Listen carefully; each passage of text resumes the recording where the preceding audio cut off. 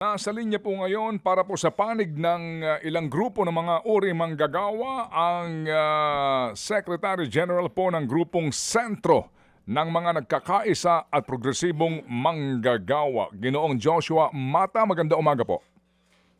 Good morning. Opo, salamat sa panahon. Kasama ko po si Chacha. Go, Cha. Sir, ano po ang... Hi, good morning, Ted. Hi, good morning. Good morning po, Sorry about sir. Opo. Sir, anong reaksyon niyo po dito sa TRO na inilabas po ng Pasig RTC na pansamantala pong nagpapatigil sa implementation nitong 85 peso wage hike? Ay talaga pong nakakagalit ang ganyang diskarte ng ating korte. Unang-una, malinaw na malinaw sa batas. Wala ho dapat TRO na ini-impose kahit na anong wage increases. Klaro po yan sa batas. And yet, apparently malinaw, nag-conspire ang isang kumpanya o dalawang kumpanya at itong korteng ito para bawiin ang naipanalo na ng mga manggagawa. Nakakarampot na nga, hindi na nga yan sapat para sa hinihingi namin. Tapos ngayon, hindi pa nahahawakan ng mga manggagawa, binabawi na. Kaya talaga nakakagalit ito. Sir, nakita niyo na po mismo yung i-final po nitong dalawang construction company na ito. Ang binabanggit po nilang argumento, hindi daw po nakonsidera yung kapasidad ng mga kumpanya at even ng employers, not just them, yung pong pagbabayad dito sa additional wage increase na ito. Paano po ninyo tinitignan ito at ano pong tugon niyo dito? Una sa lahat, ang nakita ko ay yung final decision na ng korte. Hindi ko pa nakikita yung final na petition. Pero doon binanggit din yung argument na yan. At yan ay malaking kalokohan kasi ang mga employers ay represented sa Regional Wages and Productivity Board ng NCR. May rep sila doon. Katulad namin, may rep din kami doon. At doon ay masusing dinibati yan. Kaya hindi nila dapat nareklamo na hindi sila represented. That is false. Absolutely false. Pangalawa, kahit na may problema sila, merong ibang instrumente. Bakit korte ang tinakbuhan nila? Sa tagal niyo po ba na nakikipaglaban para po sa kapakanan ng mga uring manggagawa? First time po ba ito nangyari? Oh, definitely. Definitely first time ito na merong nangahas na questionin ang decision ng wage board at dalhin sa korte. This is the first time that we have seen that the courts are being weaponized in order to prevent workers from gaining what they should be having. Kung unang beses po ito na nangyari, sir, dalawang construction companies po yung tinitignan natin dito. Ang binanggit nyo po kasing salita kanina ay conspire. Saan po galing iyon? Ano pong ebidensya nyo doon? Kasi sila lang dalawa nag-usap at saka yung korte.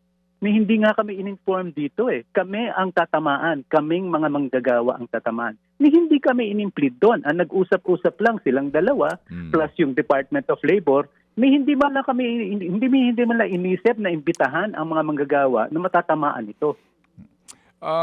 Sir Joshua, may bahagi nitong pahina ng desisyon nitong judge diyan sa RTC Pasig Branch 152 ang sinasabi dito sa isa sa mga pahina sa wikang Filipino, kung tama pagkakaintindi ko dito, kanya namang kinikilala na under Article 126 ng Labor Code, dito yung mga injunction dito ay dapat dadaan nga daw sa commission or regional wage boards. When you say commission, ito ho din ang binabanggit niya, yung Wage Boards Commission. Ngayon, sinasabi rin niya na ito raw po din maaari na idulog nga daw sa Court of Appeals, parang ganon.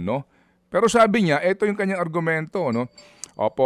This court is thus cognizant of the purpose of Article 126 in allowing wage boards to perform their wage-fixing functions with dispatch. Nonetheless, considering the claimed unprecedented increase imposed by the board, as well as the questions of law put forth in the petition, this court, preliminarily at least, find it's prudent to momentarily stall the implementation of NCR Wage Order number 27. Ayan ang sinasabi niya rito. Kumbaga, ito ang aking katwiran. Kinikilala ko na ito dapat dumaan dito, pero sinasabi niya na subukan nga natin na issue nito ng TRO. Parang ganun ang dating. Ano yung reaction dito, Joshua? Yeah, Napakagandang tanong yan at yan yung heart ng decision talaga na kailangan nating mabulaanan. No? Una sa lahat, hindi ito unprecedented. Diyos ko, ang daming nating wage increases na mas mataas pa in terms of percentages pag kinumpara natin dyan.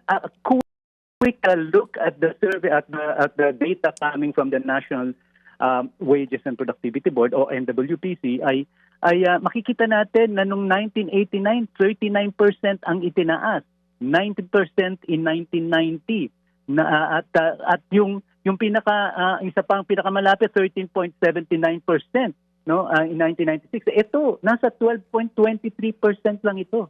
This is not unprecedented. And mind you, staggered ito ha. Dalawang beses itong ibibigay, hindi one. So that's the first problem na tingin ko ay pagkakamali ng korte. Pero yung pangalawa, yung claim nga nila na napakalaki ng epekto nito sa kumpanya at may question of law dito. There's no question of law. The law properly says na kung maapektuhan ka, pwede kang dumulog ng relief para dun mula doon sa commission na nirecognize din ng korte. At yun nga yung nakakatawa. Nirecognize ng judge yung korte, yung batas. And yet, violate din niya sa mga succeeding arguments niya. This is really foul. Ngayon, Sir Joshua, kami natawag din sa wage board actually, no, yung ating nakakapanayam diyan, yung regional wage board, tsaka mismo yung mismong komisyon, at kami ay sinabihan na to refer na lang doon sa official statement ng kalihim ng kagawaran ng paggawa. Babasahin ko ito ha, maiksi lang, Joshua. Ito ang kanyang statement kahapon. Malungkot ako para sa mga manggagawa, pero susunod tayo sa utos ng husgado. Kung anuman ang naging basihan ng husgado sa paglalabas ng TRO, hayaan na po natin sila ang magpaliwanag. Yan po ang kanyang maiksing statement, Francis Tolentino, Secretary, Department of Labor and Employment. Ted, kung ako ay nagagalit, kung kami ay nagagalit sa desisyon ng korte, naka-high blood ang naging posisyon ng Secretary of Labor natin. Ang trabaho ng Secretary of Labor ay tindigan ang labor code. I-enforce ito. Ito ngayon ang binabanatan, yung mismong labor code. Bakit ang kanyang postura ay parang hindi lumaban? Ba't kagad sumusuko siya at hindi man lang siya lumaban at questionin dahil alam naman niya mali ang ginawa ng korte? Bakit parang ang bilis-bilis niya na sumuko at suportahan itong ginawa ng korte? Nakakalimutan niya yata na ang trabaho nga niya ay protektahan ang mga manggagawa. Mukhang ngayon ang mas interest niya, protektahan lang ang mga negosyante. Ano ngayon ang balak niyong gawin, Ka Joshua? Kami po sa nagkaisa, no, sa sentro, kasama yung Broad Coalition na nagkaisa, ay magpa-file po kami ng motion para i-lift yan, no, urgent motion. Kasi talagang maling-mali yan eh. Pero more importantly, nananawagan na kami ngayon at ito na ang panahon sa Congress natin na kilusan ang legislated wage increase. Yan na nga itong ang National Wage Boards na inisyu na kakarampot na sahod, hindi na nga sapat yan. Tapos ngayon binawi pa. Pues, kung ayaw nila yan, panahon na para mag-issue ang Congress ng legislated wage increase. At doon na masiguro natin na hindi na pwede questionin pa yan. Okay, sige. So kami aantabay dyan sa mga binabanggit ninyo, no, na mga kilos at kung sakasakali na magkaroon nga dito ng preliminary hearing para mapakinggan na yung mga panig para ho doon sa mismong kumbaga meat of the petition, kasi ngayon injunction lang ito, tigil muna, pero sabi ho dito kaya dapat daw magkaroon ng magkaroon daw po ng hearing, no? Oo, on the prayer for a writ of preliminary injunction, August 3 ito, 9 in the morning. Ito yung sinasabi ko dito. Tama po. Kumbaga, pauna pa lamang dito na papapahinto, pero may kaukulang pong hearing para sa kanila pong talagang kabuuan na petisyon na hindi ito maipatupad. Mabuhay mga uri manggagawa, Joshua, tuloy ang laban. Salamat po. Tuloy po ang laban natin. Salamat na marami. Thank you. Joshua Mata po ang SecGen ng Sentro ng mga nagkakaisa at Progresibong Manggagawa Sentro.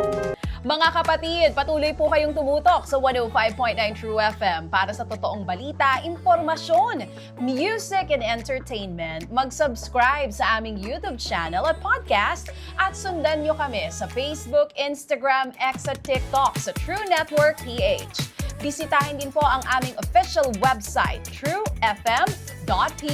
At panoorin din kami sa True TV Signal, Channel 19. Kami po ang 105.9 True FM. Laging true sa'yo, kapatid.